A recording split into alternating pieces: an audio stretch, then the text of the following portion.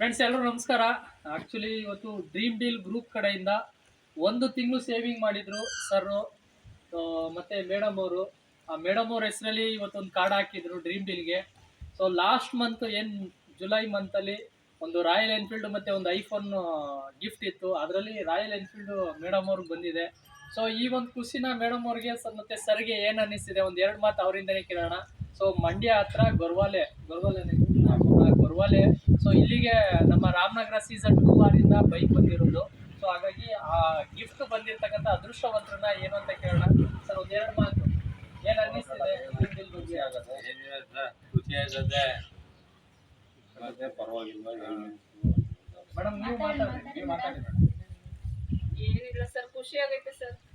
ಒಂದ್ ತಿಂಗಳು ಕಟ್ಟಿದ್ದು ಅಷ್ಟಕ್ಕೆ ಗಿಫ್ಟ್ ಬಂತು, ಖುಷಿ. ಗಿಫ್ಟ್ 2,70,000 ರೂಪಾಯಿ ಬೈಕ್ ಬಂದಿದೆ.